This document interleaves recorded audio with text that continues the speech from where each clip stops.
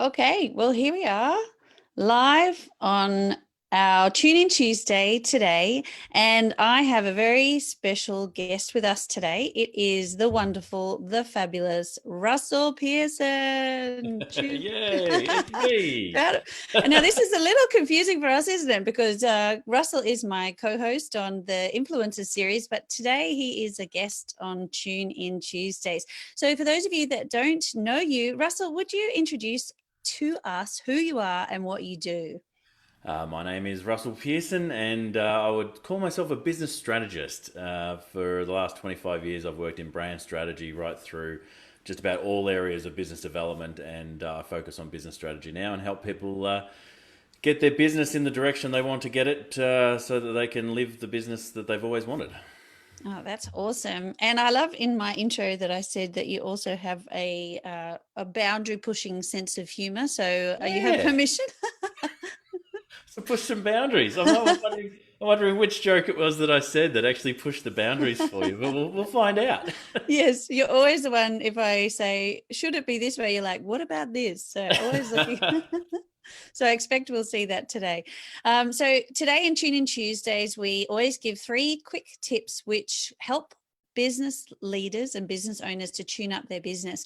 Now, today we're having a discussion. The kind of world has gone pear-shaped. Facebook has some interesting boycotts to their advertising. There's huge global uncertainty. You're in Victoria, so you know well the pressures that are coming with things like the coronavirus pandemic. I'd love it today if you could take us through 3 quick tips to help business owners and leaders take just the next step, whether it's the next campaign launch, whether it's pirouetting or shifting their business, or just looking to even start. So would you take us through your top 3 tips, and we can do this kind of interview style? Yeah, absolutely. Number one is always the one that everyone starts with, which is why. Everyone starts with why, and I've got a little bit of a spin on that, which is don't wait Of for course. why. I'm a little bit Don't cynical wait for on why. why. And what I tend to find happens is that everyone's trying to create these whys that are bigger than themselves, that are bigger than the planet, and they end up procrastinating and not actually going anywhere. So my suggestion is don't wait for why. Just discover the thing that you love and maybe the thing that you want to change in the world and start moving in that direction, and you'll find your whys along the way because they will change over time. Love it. Don't wait for why. Take action. Take that first step. Just create that momentum. Create the momentum. That's a good one. And what's number 2? Number two, I think, especially because of coronavirus and lockdown and all the things that are happening with business, this one's incredibly important and has become more obvious, which is always be working on your list. How can you be creating a bigger network of people that you can be doing business with, or have advocates out there for you? Because at these times when it's a little bit more difficult to close new customers, this is the time that you really want to be going back to the existing customers you've got and the existing contacts that you've got, so you get to speak to more people more often. So the lists that people already have become so much more powerful, and they just highlight the need for everyone to be working on creating their network. That's so good. And I know that's something you and I always talk about, and about how we can grow the list, how we can connect more people. And it's so important not to just put all your eggs in one basket, is it? That's right, but at the same time, it wants to be. You want it to be a list that you own. So if you've got a Facebook community, that's something that Zuckerberg owns. If you've got a list of email addresses, that's a lot better. But again, just the email addresses means you can only contact people through that platform. So you want to get those contacts on in your world. So you've got email addresses, phone numbers, addresses, things like that. But they're what you're trying to collect. You're not just trying to get likes and connections on social media. That's really good. Thanks, Russell.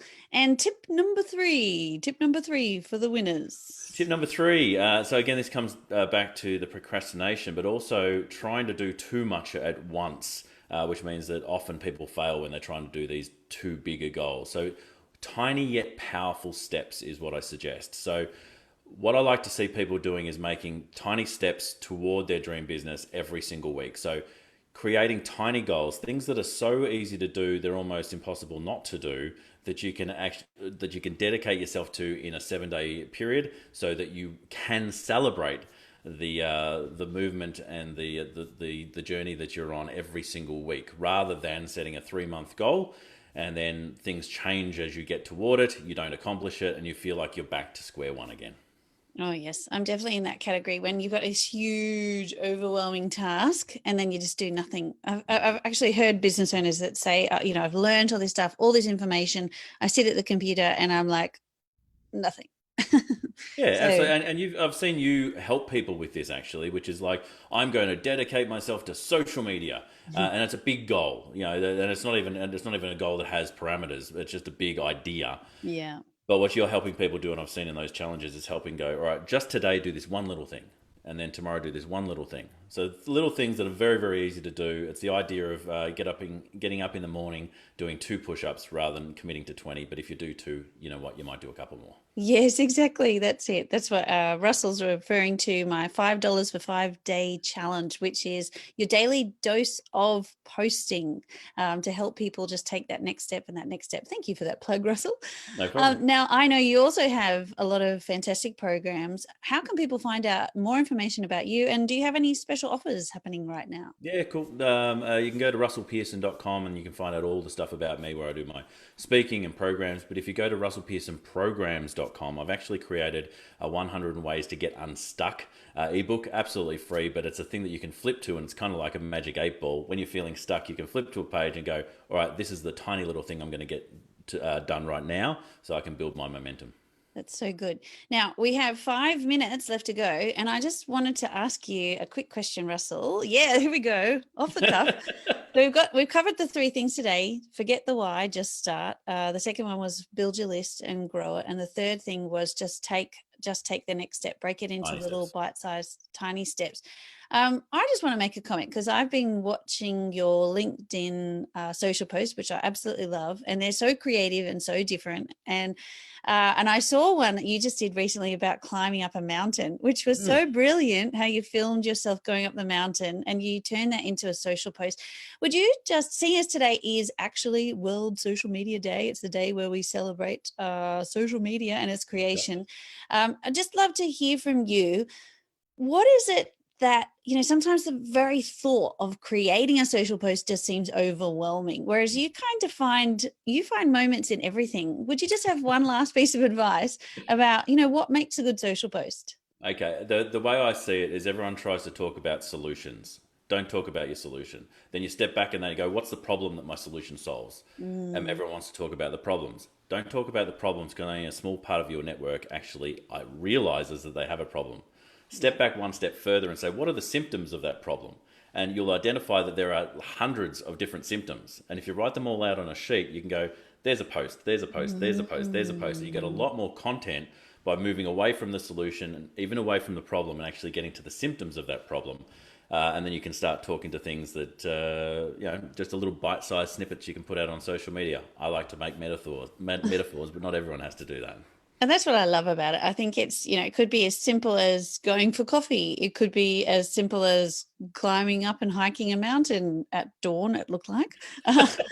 It was, and it was freezing, yeah. It was very impressive. It could be as simple as, I don't know, going for a drive in your car, whereas you're always smashing an egg. That's another one you've done. Yeah. Eating some raspberries or blueberries together or whatever it is. So I think, it doesn't have to be hard is the point. You don't have to always think up of this incredible, yeah. There's an interesting point actually. I've done things in this studio, and I've done some highly professional type videos that I've put out there. And what I've found is that the ones that are just taken on a phone camera, just like in a couple of seconds, are the ones that get the most impact because they're unusual. And when people are scrolling down, it's the unusual things that they stop on for a moment. And if you've got good content, they'll watch the entire video or whatever it is that you're actually presenting. Oh, that's so good. Well, I think Russell has just given us insight to why he is the brand strategist, because he thinks outside the box. He's always looking for that next thing, and you just help people just do it. And so thank you so much for being a part of today, Russell. One more thing before we get out of here. Please. If you haven't been a part of it, or if you've signed up for it and haven't been to the latest session, go to theinfluencerseries.com and make sure that you check both of us out tomorrow as we're hosting the last session in this influencer series for 2020. Yes, excellent plug. Excellent plug. It's a great series, and we look forward to having seeing you tomorrow and seeing the rest of you again soon. I hope you're all well. Take care, and we'll look forward to seeing you for the next Tune In Tuesday. See you later. Bye.